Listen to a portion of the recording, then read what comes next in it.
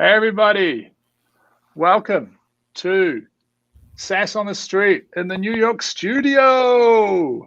Yeah, we made it. We were actually in the Auckland studio just about 8 hours ago, and we made it to New York. It's great to be here.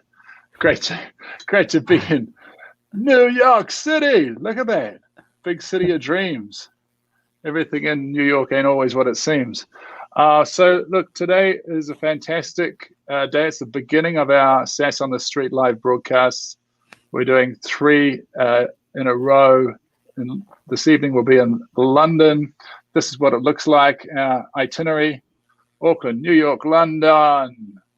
But now we're live from New York City. We're going to be talking today about how to expand your SaaS business. That's software as a service, software that's in the cloud that you pay monthly for. You know what it is, hopefully. You will by the end of this. And we're going to talk about how to expand it into another region, which is the fundamental. It's kind of like if you're playing soccer and you were good at practice, you need to get on the pitch and score some goals. Like your home territory is kind of like your practice, and then you have to get out there and score some goals, win some championships. That's what getting into other territories is like. For a SaaS business, it's fundamental. It's got to be elemental, and you've got to do it. So we're going to talk a lot about a very special guest who's with me. Now, if anyone is joining on the comments stream, please put in, say hi, say g'day, SaaS on the Street, or good evening, whatever time of day it is there for you. It's actually 9 p.m. in New York City. It's 2 p.m. in New Zealand. It's 2 a.m. in London. I'm hoping the London guest is getting a good sleep, because we'll find out who they are when they get here shortly.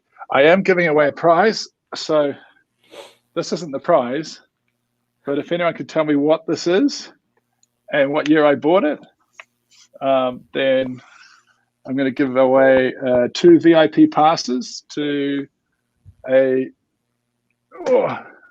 4-day challenge that I'm running, which is all about selling your SaaS. So it's all the techniques that I learned selling SaaS in the UK over about a 10-year period. So without further ado, we are going to go to our countdown clock. Here we go. We'll see you in 30 seconds in the New York studio.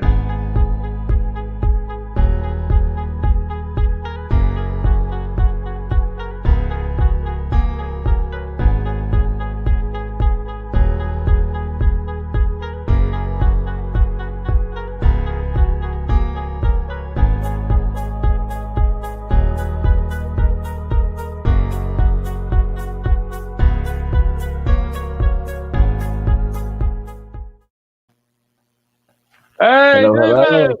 Hey, Simon. Good to see you. Good to see you. Great to have you here. Live from New York. Yeah. That's the way it goes. It's funny, it's so dark here at 9 p.m. and it's 2 o'clock your time. Well, I'm in a cell with no windows. I just have fluoros just beaming down on me, so I can't see daylight. But this is a 24-hour studio that I'm in. Now I can see that I'm color coordinated with my background. You got some purple light behind you, but you've got the yellow. You got the yellow frame. I want the yellow frame, and let's just get your name up. So hang on. Oh no, hang on. I should be over there in the yellow frame. There we go. You got your name. Can you change the colors of those lights? Yeah. What color do you want? Red. Red, okay. Red, and while you're doing that, I don't have red programmed in, but I can do it from the phone, of course. Yeah, the Philips Hue light. I saw that giveaway you're doing. It looks pretty cool. Maybe I'll enter also. Yeah, do that. All right, here we go. Yeah, the red's good. Okay, it should update, hopefully. Okay, cool. It's going to kick in there, hopefully. Okay, it's kind of pinky at There the we go. moment. Yeah, it looks a little. Oh, okay. There we go. Okay, That's cool. good. That's good. Cool. This is the man that I've learned who has a million gadgets. I think I am out gadgeted by you, David. Okay, so let's tell everybody how well we know each other. You put some random post about expanding SaaS into a Facebook group, and we exchanged a couple of messages. We had a call about coming in together on this session, and you disappeared off the grid for 48 hours, and now here we are. It's like waking up in a nightclub. You're on the grid. You're plugged in. We're ready to go. Yeah, that's got to be part of the coolest thing about this community online. That you need some help with anything. Here, I have it up on my screen right now. I don't know if you want to share this, but a great group, great community, and you just jumped right in. Right, so here it is. So I posted this question. Anyone here franchise or SaaS internationally? And I added some more context here. Can you make it bigger? Make it really bigger? Yeah, of course. Yeah. Yeah, so here you go. This is a great group for everyone, obviously, in SaaS. It's called SaaS Growth Hacks, 22,000 members. And there's a lot of value in here. And you're one of the guys that, delivers value. So I asked a question, and then you came in here and offered to be on the show and help me out. So, this is what this community, the SaaS community, is all about, just, giving back and helping each other. So I really appreciate it. That was awesome of you. Cool. Well, I haven't said anything yet. And you don't know whether there's going to be any value. But hopefully, if it doesn't stick for you, it'll stick for somebody. Exactly. Okay. So let's get started straight into it, because we're going to end up, at the end of all of these sessions, we end up running out of time. So we might as well kick into it. What is it? How can I help? Okay. So basically, we are launching a new company of ours, and it's called Doorloop. It's a property management software, and we're going to be going global. And our last SaaS company that we had, it was a law practice management software called Practice Panther. It got acquired 2 years ago. And in that company, we tried going international. We tried expanding to Latin countries, converted our website to Spanish, tried going to Colombia, for example, and we just didn't do a good job, meaning the language barrier was obviously there. The culture barrier was there. We're experts in advertising in the US. We have that model down, but we had no idea what to do in Colombia, for example, what trade shows to go to, where to advertise, what to offer them. Everything was new to us. So we spent some good money in a few countries, and we just totally bombed. So this new company, that's why we put the post up. We're looking for advice on how do we do this? What should the model be? Do we try doing it in-house? Let's say we go to Germany. Do we hire German people? We're in Miami. Do we hire German speakers in Miami and try to do it in-house? Do we hire a local German entrepreneur in Germany and let him build the team out? Do we find some partner in Germany? So there's a lot of ways to do this. The question is, what's the best way? So coming to you for that advice. Yeah. So why did the law SaaS business want to get into a Spanish-speaking territory? So the legal market in the U.S. was a pretty big market, and we were doing great. We were maxing out our advertising here, meaning we were maxing everything out on Google and all the directories. So we were looking to expand and kind of continue that growth trajectory into other countries. And in Miami, we were looking into the Spanish-speaking countries because there was a lot of lawyers in a few of them. And in Miami, it's a very Spanish culture, very Latin culture. So we already had a lot of Spanish-speaking employees on our team. So that was just an easy go for us. We also tried Australia. We also tried Canada and the UK, which worked better because those were English-speaking countries. But once again, as far as that crazy growth that we had in the US, we never got that anywhere else besides the US. Right. What was your model for putting it into each of those territories? Like, what was because you're quite shaped by the experience of that, you're kind of thinking, well, I don't want to hit the wall again. So just let's dig into that past experience like a psychiatrist. Tell me all about it. So tell me about your. No, I'm joking. Our marketing has always been inbound marketing. We're never fans of outbound, cold calling, cold outreach, cold emails. We've tried it. Obviously, it doesn't work great. You know that you have to hear 1,000 no's to get one yes. It's very difficult. So if you can master inbound, it's obviously great. It's also very expensive, but we're very good with yeah. But what do you mean by inbound marketing? Okay, so pay-per-click, Google Ads, Facebook Ads, directories like Capterra, Software Advice, all those big directories. Basically, I mean people coming to us, people coming to our website, people raising their hand and saying, I'm interested, I want a free trial, I want a demo, and they're coming to us. We're not going out to them. Yeah, and with those, so I'm just gonna dig in for probably a good, 10, 15 minutes here, because there's a whole lot of stuff to unpack. Yep. So just in case anybody's watching and is waiting for hey, Sean G. Muller's in the house. Good to see him. Hey, John. So you're focused on, but what was the strategy to convert those people that were getting in touch with you? So they hear about you because they're looking for some solution on Google, or they're in some Facebook or LinkedIn group, or something gives you the lead that's where to plant this advertising, and then they come to you, and what happens on that site? Like, what are they going to demo, or are they going to buy online straight away? So 2 options. The primary CTA is, sign up for the free trial. Secondary CTA is get a demo. And we would reverse those and A/B test them, see which one worked better for us. Obviously, when people schedule demos, they were much more likely to convert. You're talking to someone for an hour, going over all the benefits of them. So the thing was, many more people would sign up for the free trial. Then the model would be call right away within the first 4 minutes, because obviously if they're signing up to us, they're signing up to other competitors at the same time. So usually it's a big game of who can call them first.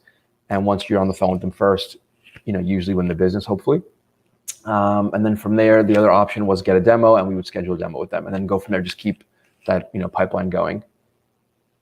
Yeah. Was the pricing available? Was everything? Yep. Was everything? Yep. Everything was all out the front.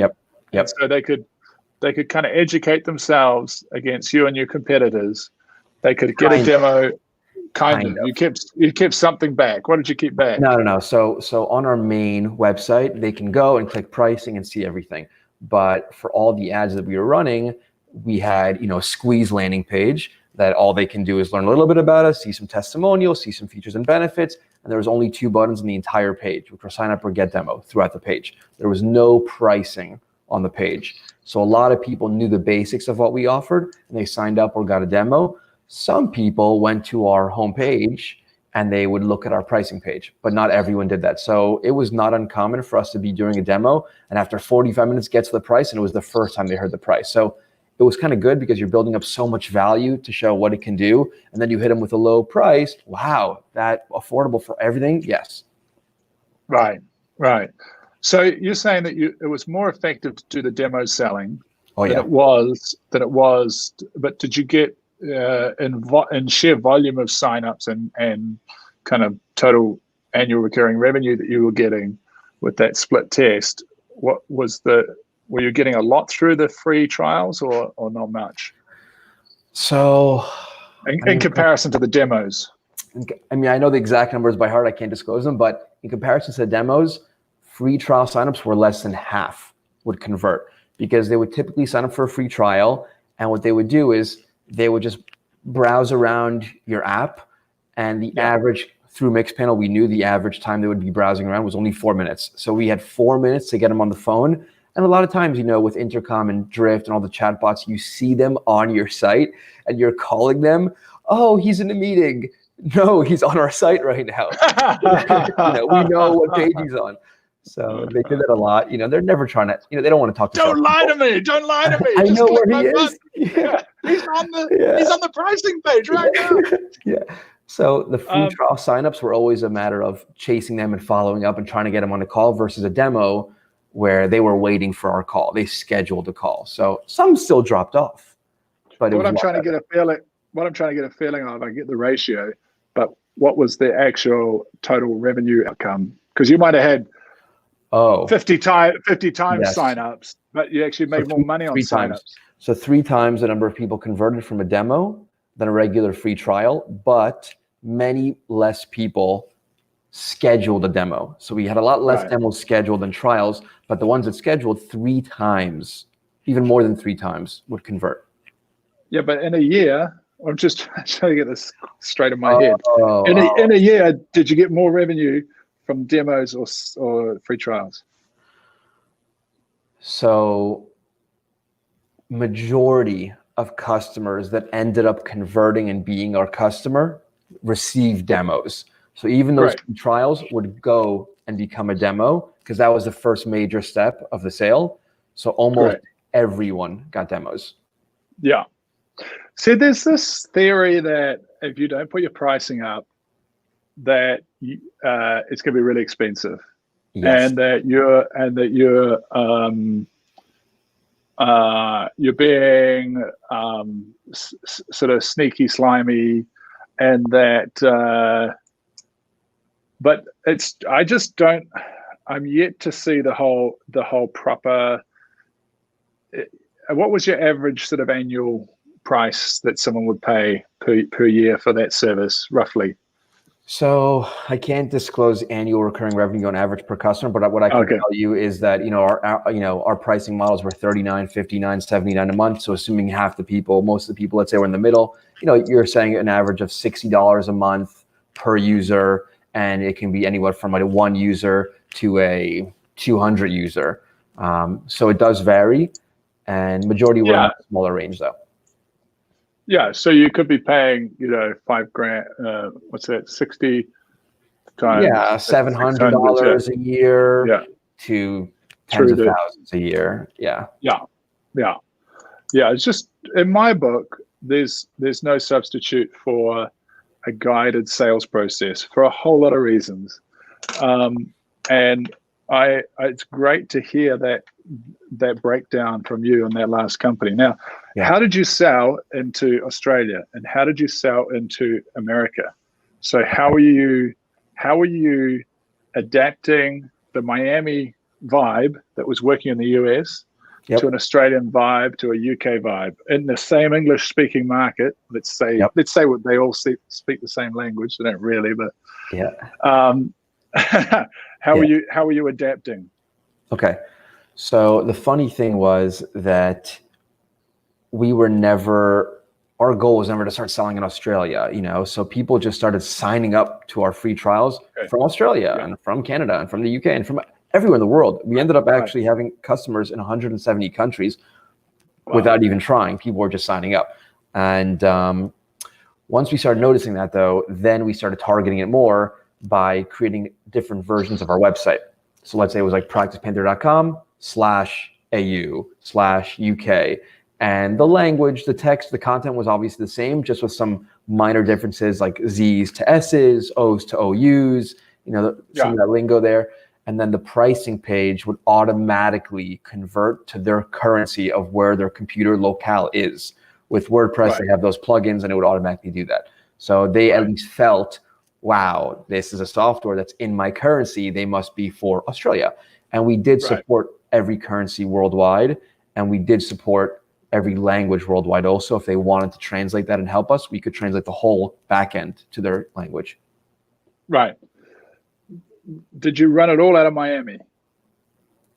So our headquarters was in Miami, and majority of employees were in Miami, but technically we were a global company, but most of the operation was in Miami. Were the demos being done from Miami? Yes. So the time zone was sometimes an issue, but we had very, very good, hungry account managers that really, wanted to help out and make the sale, obviously. So it wouldn't be unusual for them to be doing a demo at 11 p.m. at night. They would do it. Yeah.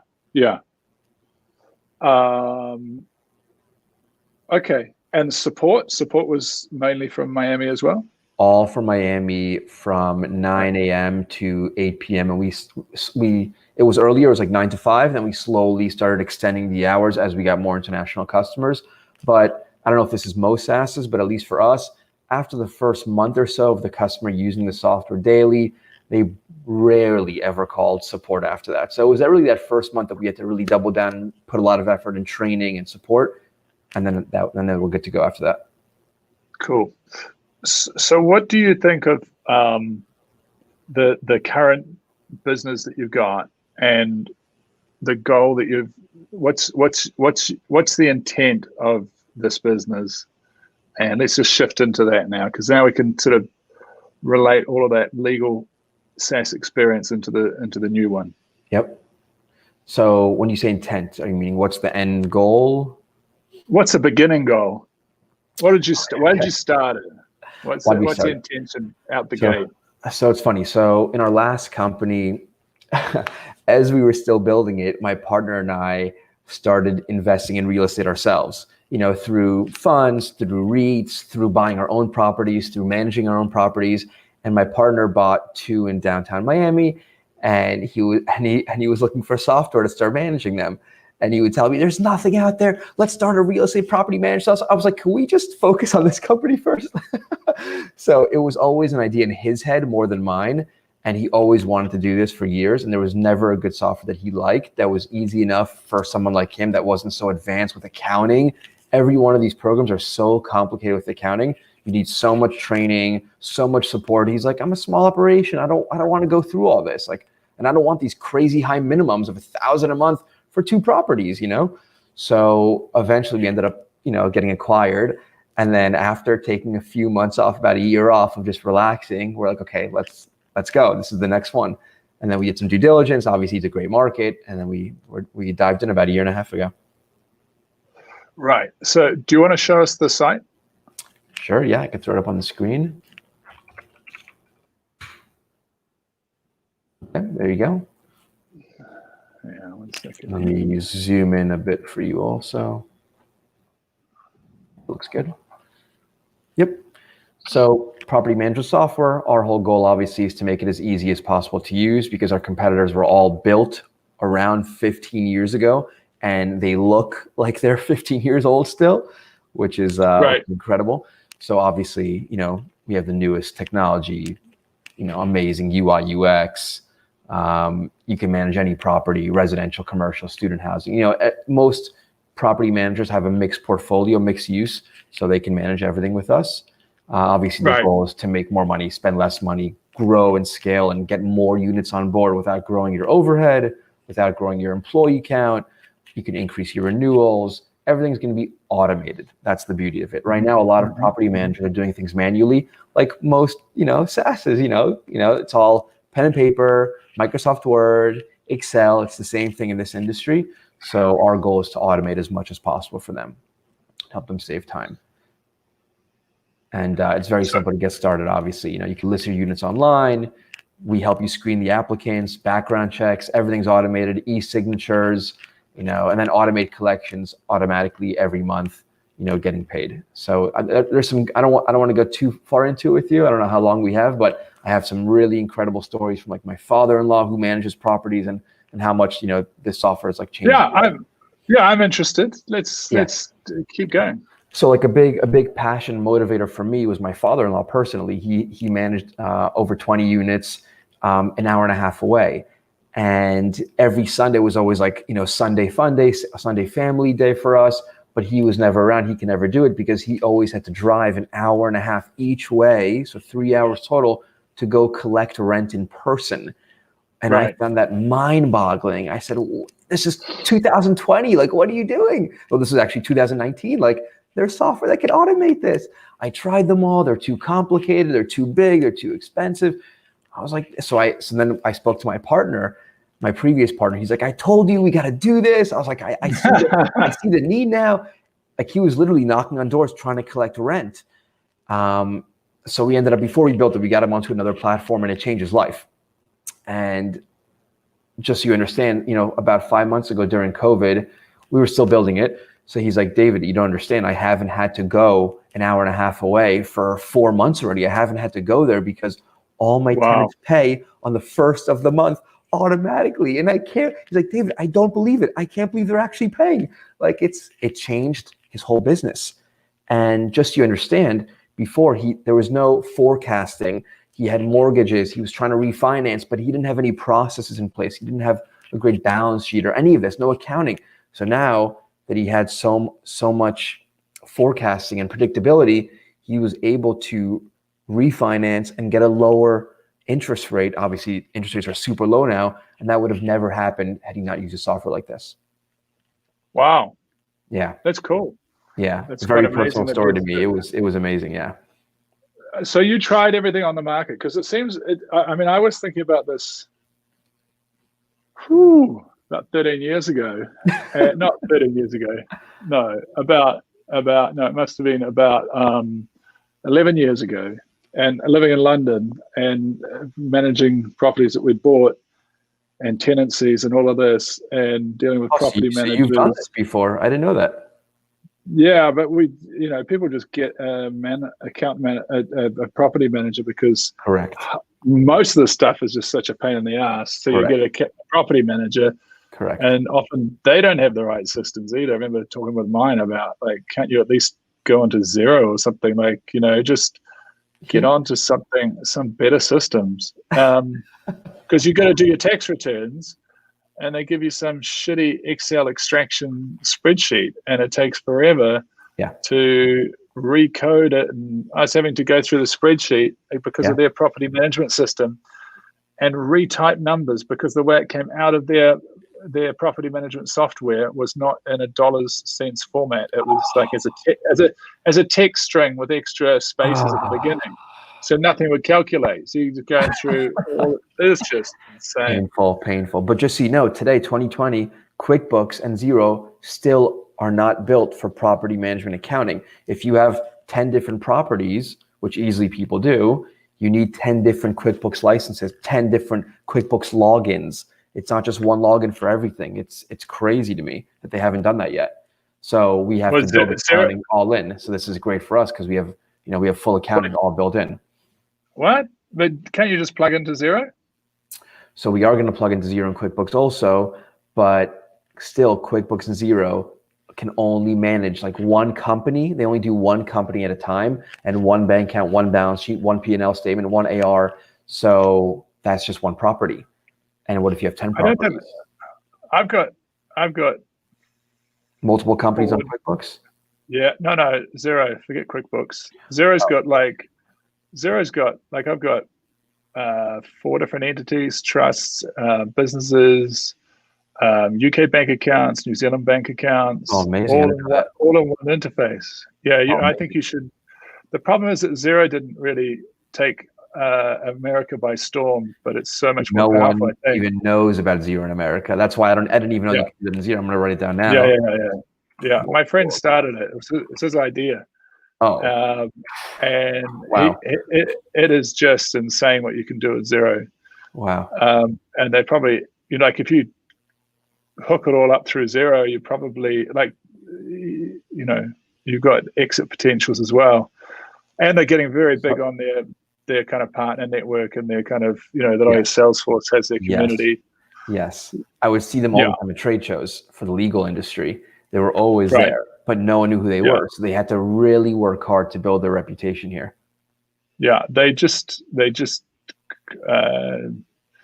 a few reasons why they didn't win America, but they're not. I mean, they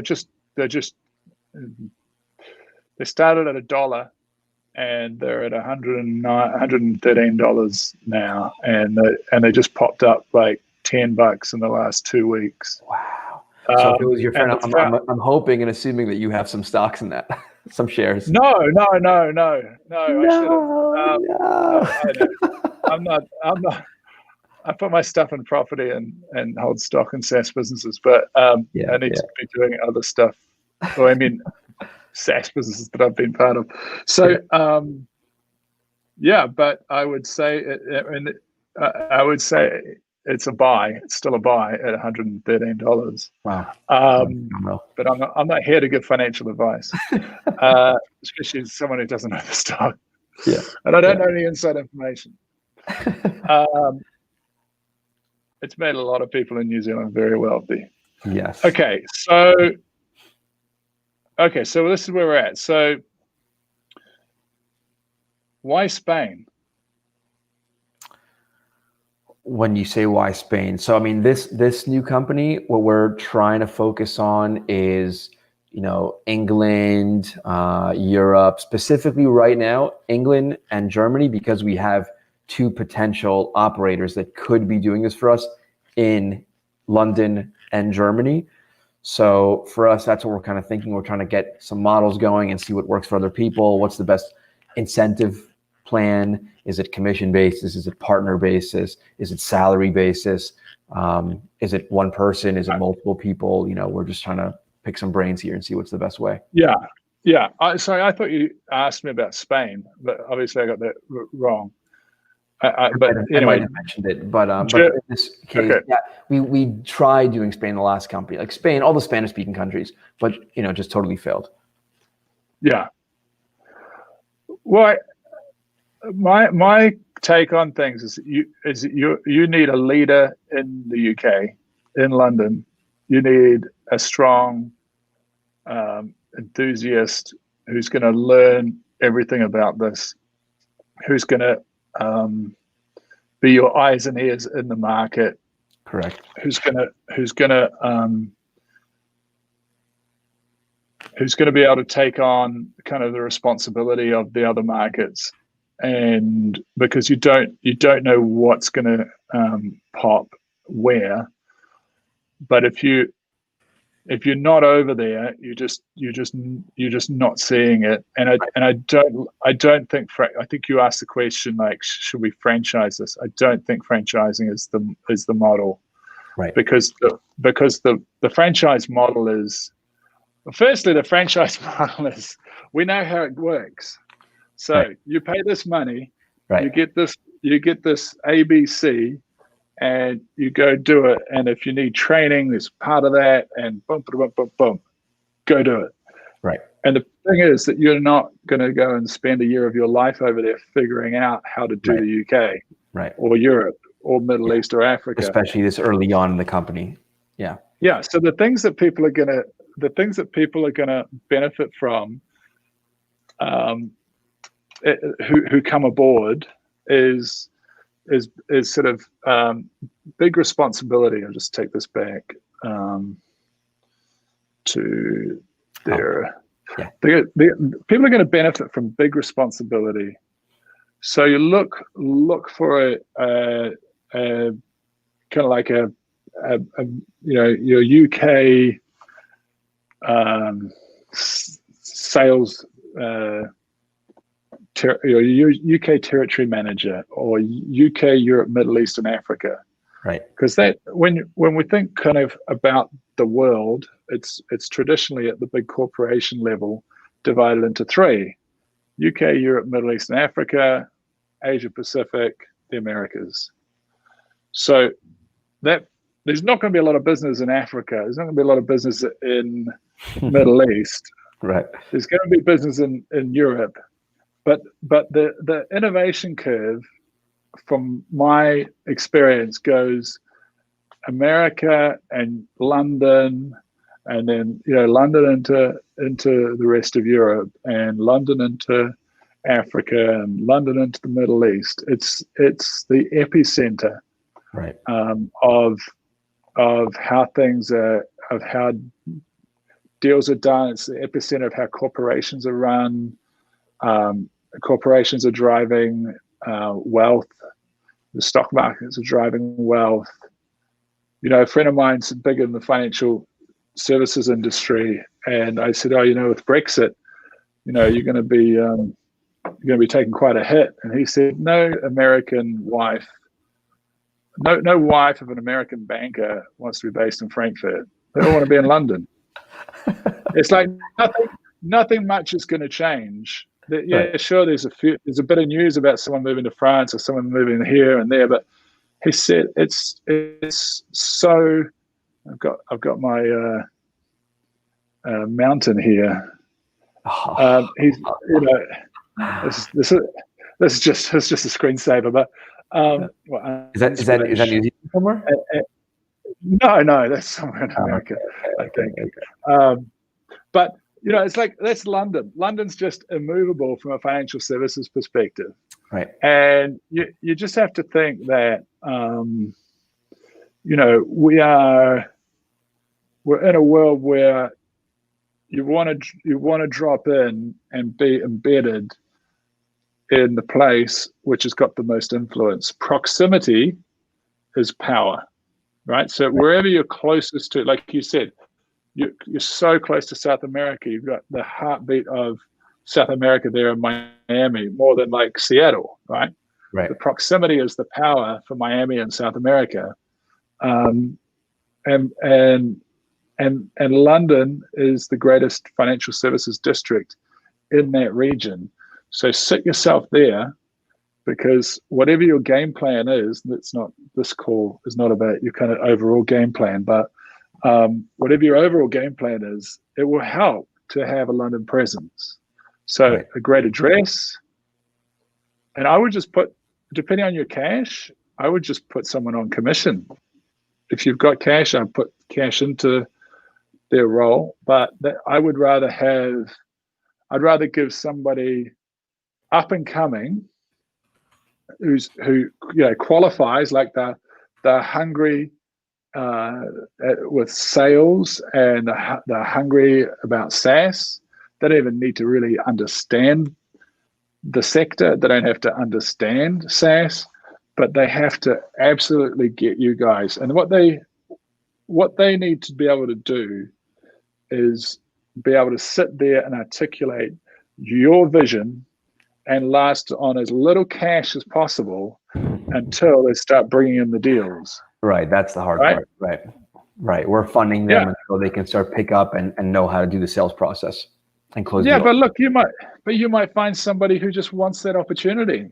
Right. Like, you can't go to a recruitment. I tried this. You can't go to recruitment and say, I went back to London in 2005. I was over in New Zealand for a few months. I'd been in London for about 5 years. Came back to New Zealand for 9 months. Went back to London. Went and saw some recruiters, and they said, "What do you want?" And I'm like, "Well, I just want to be like the kind of head of Europe for some kind of up and coming tech company." And they're just like, "Oh, well, I've got a job for a developer." Seriously. Recruiters can't put these sorts of deals together. Right. But you can work those forums. You can get your ear to the ground. You can say this is a phenomenal opportunity. Why I'm saying do it with the big regional responsibility. Like, you can go half baked, and you can say, UK territory manager. Or you can go UK, Europe, Middle East, and Africa, territory manager for, it's an open door? Door loop. Door loop, door loop, right? So they get a stonking great title. They're getting trained. I mean, it allows them to bounce as a commission-based person into something else, right? Right. And I mean, I'm not also an employment law expert, but I've done something similar recently.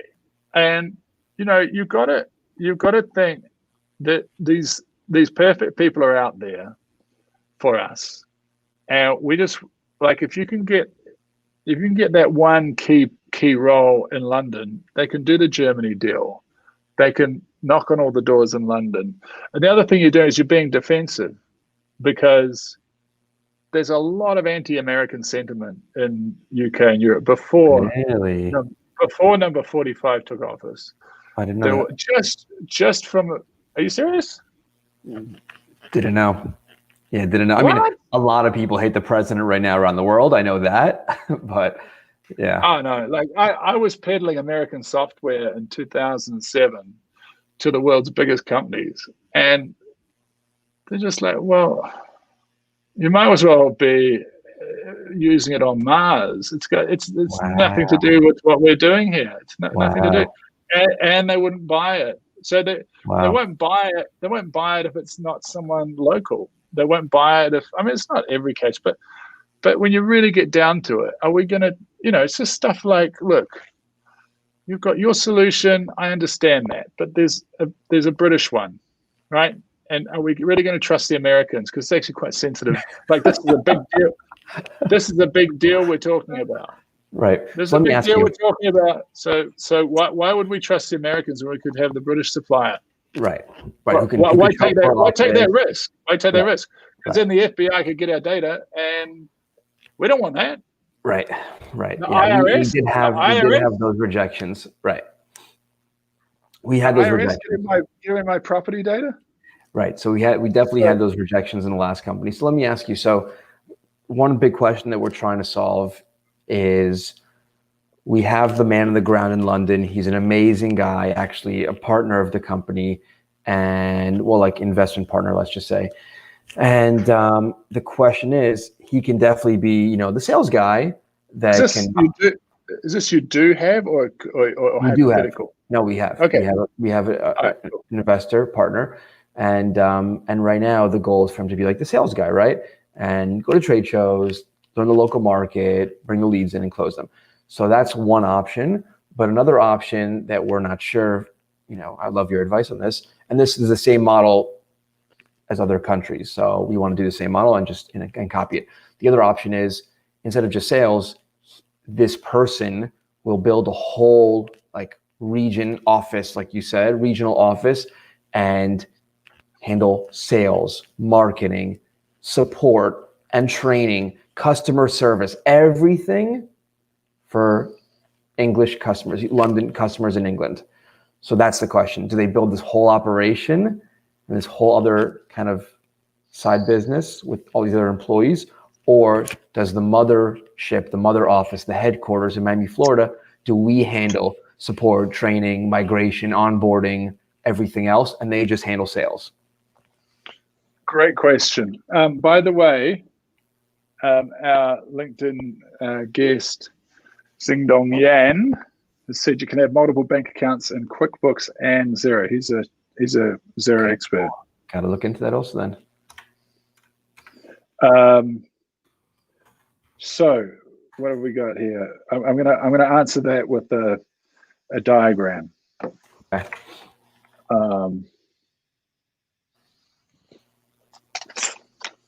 So you've got it. So bank accounts and QuickBooks and Xero. He's a Xero expert. Got to look into that also then. Sorry. Okay.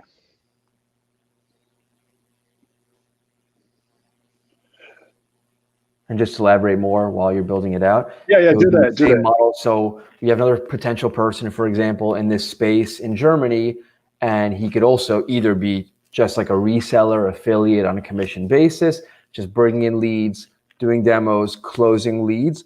And as soon as that property manager signs up and starts paying us, then the mother company kind of takes it over from there. We do training, we do support, we do onboarding, migration, customer service, everything.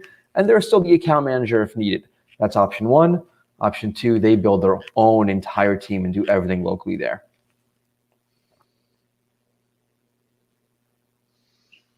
Okay, so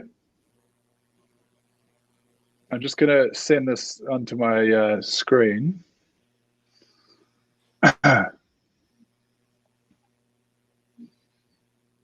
One minute caller.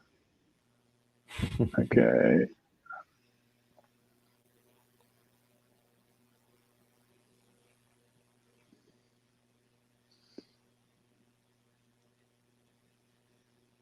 Come on.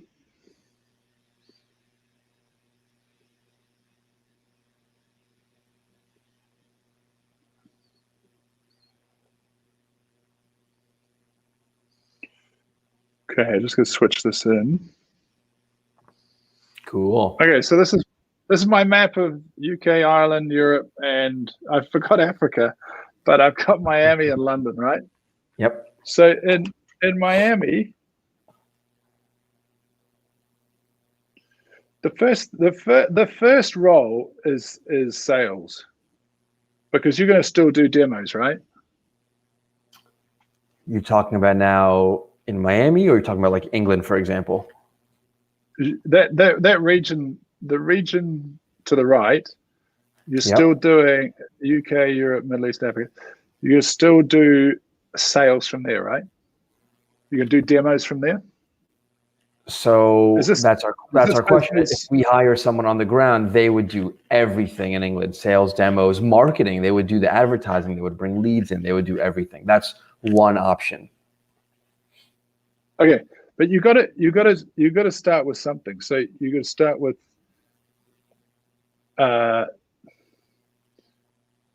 sales and customer support management, which I prefer to call account management still. So first of all, you have to sell it in that territory. If you put someone there, then they're gonna that can sell. Then they can sell from London into every part of that region. Yep. Right. Yep. And then, so that's the first bit. Now, once you've got sales, they can also start doing the implementation. They can do the kind of customer support or customer success management, training, right? Yeah, because they have to learn how to do it, right? Correct. Maybe. So yeah, there you go. Yeah. Well, they do because they've got to understand deeply what the hell they're selling. Excuse me. And then account management grows out of sales, right? Because the more they sell, like, it's going to be slow to start with. So there's no point having a full-time customer success management person there. I just hate that word. There's no point having account management there if you're not selling. So there's no point. Yeah. So you don't get account management until the sales is bursting, right? Yeah. And at that point, you've also got the salesperson being the account manager in concert with they've got two responsibilities. They've got to sell it and they've got to just get it live, right? But you've got help from Miami. Right. Then you start getting one career, like the best account manager you can possibly find in with the best possible kind of sales candidate. And those two can build the whole region out. Okay, support comes last. Because with support, it's basically the account manager can do it for a while, backed up by Miami. But eventually, once you have so many accounts, sales starts to increase, and account management starts to increase, and then you bring in your support. Right? Is that making sense? Yeah, totally. I mean, so I understand. So what you're saying is sales will obviously be doing the sales in the beginning or forever. And then as they're selling, they should also be doing onboarding, training, support, because as they're doing that, they're learning the product better. So they're going to be able to sell better. And then eventually when they're starting to get so busy, they'll hire another person to help them out. And when that person is getting so busy and they're starting to build this huge organization, a lot of users are signing up with them, then they need to start building out their support team, and other teams eventually will follow. Yeah. Got it.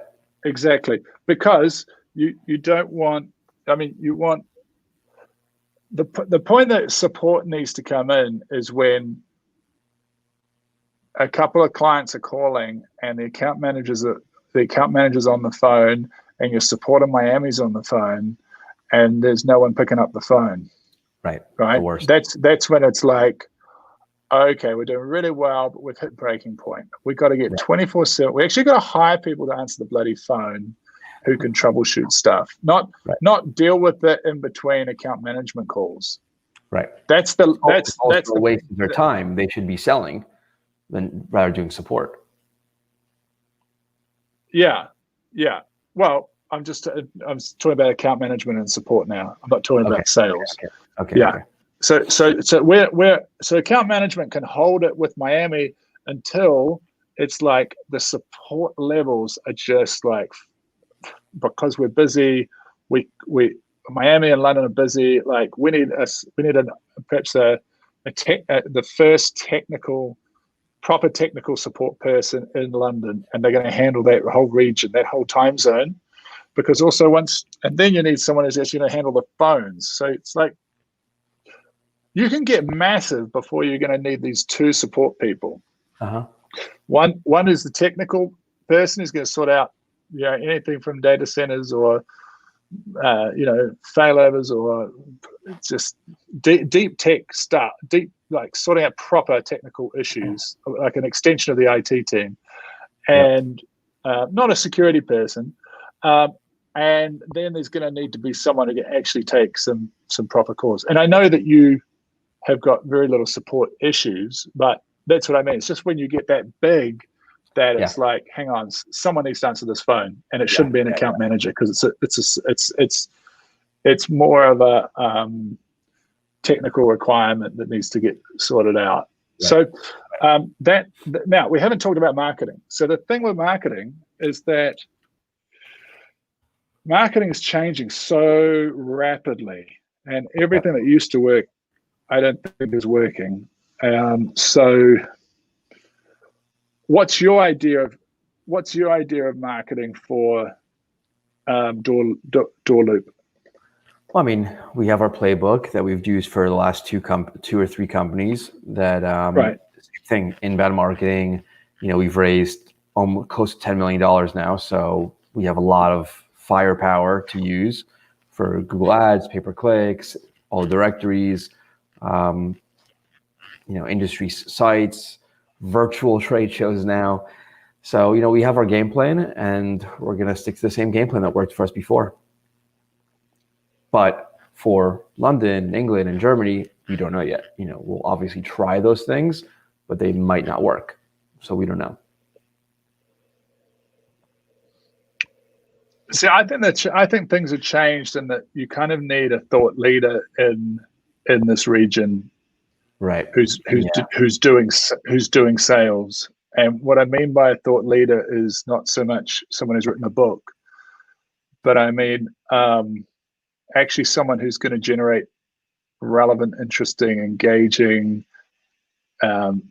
content, podcasts, shows, but help them, work with them, get a structure, have it be a sort of a win-win for them to up their game and up their skills. Someone who's really happy to be in front of people, publicly, and fly the flag. But it has to be at that level where the thing with content now is that, because you have to put who's the greatest kind of content people that you listen to, on the internet right now? Content marketing and content. I really like Gary V. I have a lot of his books. He's good. Neil Patel for SEO stuff. There's a few of those guys. Yeah, so if you think about Gary V, he's doing an interesting game, playing an interesting game. I mean, in a kind of a competing way, not in a like he's playing a game. Because what he's kind of got the top of the tree and the bottom of the tree. Like, he's actually signing up corporate America to massive marketing accounts, while simultaneously being feet on the ground, the guy outside on the street at 10 o'clock at night, surrounded by college grads, startups, dropouts. And anybody and anyone can kind of get a piece of his mind. So true. He's doing both ends, right? And if you think of who's the main customer for Door Loop? Door Loop, yeah. Property managers, property management companies. Right. And what's their goal? What do they want? So, I mean, a lot of them, the bigger ones that we're trying to target, meaning the ones that have 500, 1,000, up to 10,000 units, they are using really old school software built in the 90s even. And what they want is a better overall system, but mostly better accounting and reporting. When they generate a report, it could take 12 to 24 hours for one report that today can take 3 seconds. You click and it refreshes and there you go. So stuff like that.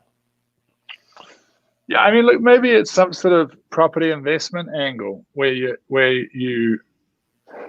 content is around something that's related to the software, because it just has to be something that these customers are going to really engage in, and it's going to feel like you're in their part of the world, and it's able to be done on a phone, and it can be done regularly, and some sort of pattern. You're just looking for a pattern. Like my thing now with this show is I get to talk to 3 interesting SaaS entrepreneurs on a Monday in different parts of the world for an hour.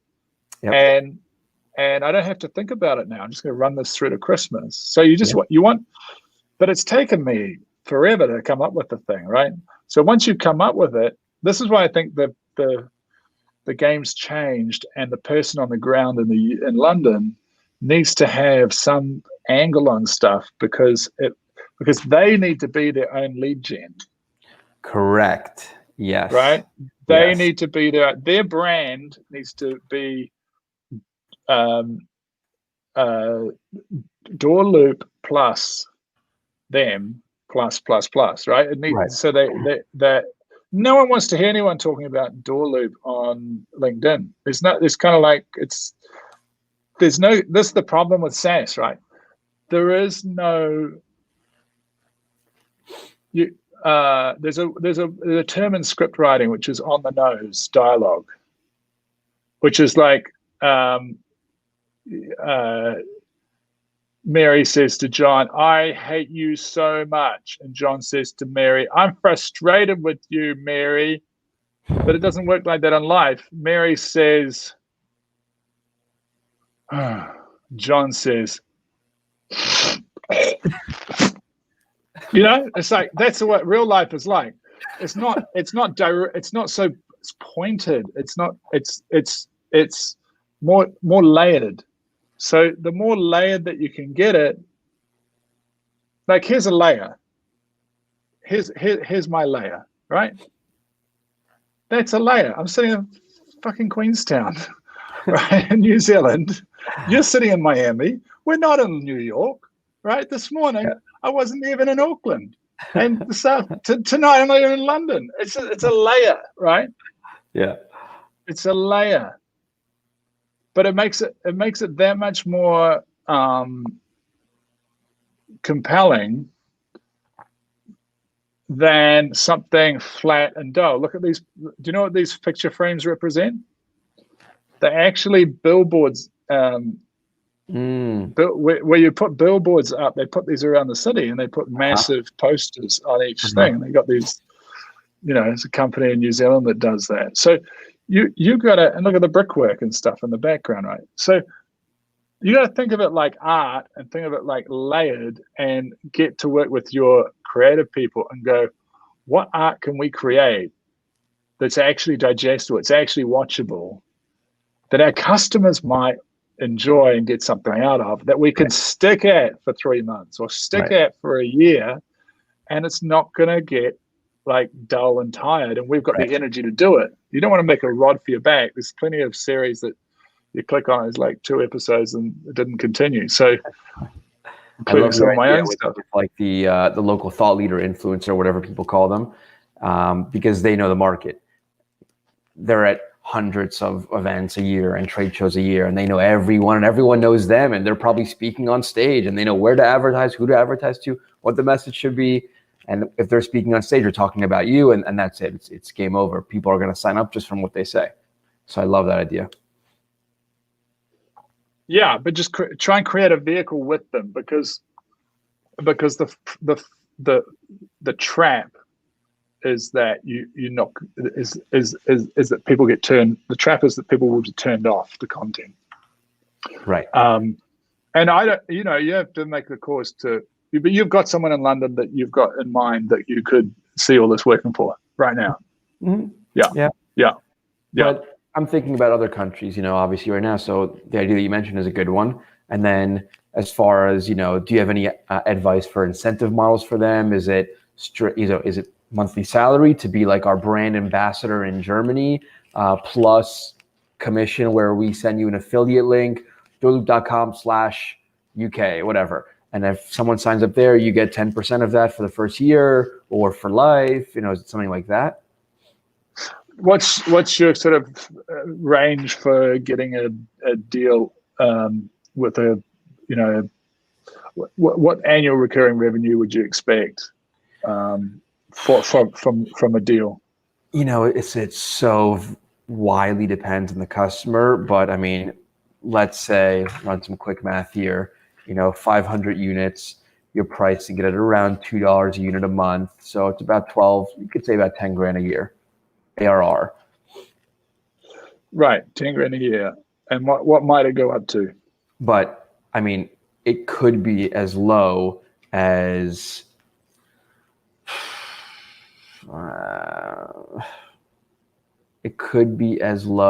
like 2 grand a year, and it could go up to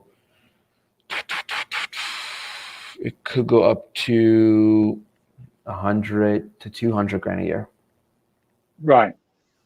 5,000 units, it's not so unrealistic. We're not expecting that day one, obviously, as a new player, but eventually we'll get there. And eventually maybe in the next 2 years, 2 to 3 years. So I would put someone as, I just have a general approach, which is 30% of the first year's revenue. Yeah. And the reason for that, it seems a lot, but the reason for that is that I was at a company where we tried less, and someone came in and said, no, put it at 30 because the people that you want making the most money in the company are the salespeople, because if they're making a lot of money, the company's making a truckload. And so, we get 30% in the first year.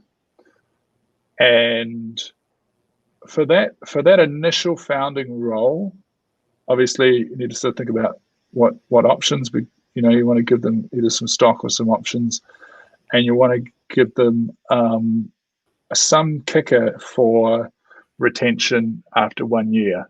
So the clients stick around for a year, they get a like I think it was 5% of that total year one renewal, right? So they come into the second year, the client pays, they get 5% of that. Yep. And what that does is it gives them so much incentive to think short term. I got to get some money over the line, and longer term, I got to make sure it's a worthwhile deal, because I'm going to get another kicker in a year's time if I stay with the company. And then the other aspect of the 30% is this is the golden source. If you can say, I'll give you the full 30% of the first year of that contract. Let's say it's $100,000 contract. Okay. For over 12 months. Uh-huh. If it's signed and it's a watertight, you can't get out, it's a proper contract, or however you determine whether depending on your legals, what your get out clauses are. But we used to do it where, you're signed in for a year, maybe give them 3 months to change their mind, or a month to change their mind, or 14 days to change their mind. But then it's going to auto renew unless you cancel out 30 days before the end of the contract. And you get 30% at the end of the quarter. So you're signing up in the quarter. The end of that quarter, provided you've got so if you're going to do it salaried, you can have it so that the commissionable income has to pay for the salary before it can kind of kick in. So there's like a threshold, like you have to get, X number of units sold, and then you have to get 100 grand in this quarter, 100 grand in the next quarter, and everything over that, you get whatever. If it's salary, but if it's not, it's just commission. So whatever you shoot and kill, you can eat 30% of it. And so at the end of that quarter, boom, there's a 30 grand check. Right. Now, if you want to see salespeople light up because they're telling their partners that, they've got, they've got to come home for dinner, and the partner's like, well, hang on, have you signed that 100 grand deal yet, Brian? Well, no, but I'm just going to go out with the boys. No, but isn't this the last week of the quarter? No, but, oh, yeah, you're right. Oh, yeah, shit, that would be 30 grand to us, wouldn't it? Yes, get the fucking deal done. That's the way it works. I've seen it. I've experienced it. It's like the partner in the relationship becomes like this whip, because everything that comes in that quarter, I was in the delivery room doing deals with my daughter being delivered. Oh my gosh. With my wife's permission. Yes, do it. I even had to say, look, I've got to go out and make a call. She said, oh, that's fine. I'm not doing anything here. I could be here for a while. And then the hospital ring. They're like, Mr. Small, you better get back in here. Sorry, I'm just going to go. But that's because I was on this deal and I was selling up a storm and the thing was going ballistic. So what it does is it gets people through the slow times, and it gets people into the and it gets people really performing out of their skin when it gets busy. Got it. And the biggest thing is for you to get a weekly report saying, this is what I've done. Right. These are the deals I'm going to close next week. These are the deals. These are the deals I've signed this week. This is how much they are. These are the deals I'm going to close next week. This is what they are. These are the other big deals, 4 or 5 other big deals I'm working on, and any feedback, and how do you rate yourself out of 10 this week? Every Friday night, I want that delivered to Miami without fail. Boom, boom, boom, boom, boom. Hold their feet to the fire like that, and give them a quarterly target, and then let them do the rest. Got it. And you could even incentivize them around the content creation. Like if we do this thing, I'll give you some incentive for putting out like 5 30-minute shows a week, because that's not really selling, but it's going to be good for you to sell. People are going to know you, and build it around their personality, build it around the stuff. Here's the last secret for doing content. This is why I'm doing this. What do you love talking about, and what do other people find value in? And if you can get that together, it's magic. So build some show or some content, some podcast, some live cross from some property that they love, just something that you can connect with Door Loop, right. But you are building out of their personality with them in collaboration, going, this is going to be fun. You're going to get a lot out of this, and we'll give you some incentive for it. Maybe we'll give you some extra shares if you want to stock, I should say. If you want to take it like this, if you want to really go all in on this might not be the final show, but if you want to make a show with us, then we'll also do this for you. And it's sort of like a quarterly thing. That's another little bonus. I love it. I have got almost a page and a half of notes here so far, just typing away. Thank you. It's been great. You're welcome. Yeah, thank you. All right. Anything else just before we go? Let's see. So I think I got that answered. Yeah, you've pretty much answered everything. I'm sure obviously questions will come up, so I hope I can keep picking your brain on this, and maybe join the masterclass. I see you're gearing up for it. You want to talk about that now? The masterclass. Sure. I'm interested. All right. So I have a new challenge. So a challenge is like a 4 or 5 day, 2 or 3 hours every day. And this new challenge, it's actually the first challenge I've launched, but I think it's going to be a killer. And I can't quite believe that I'm giving it away.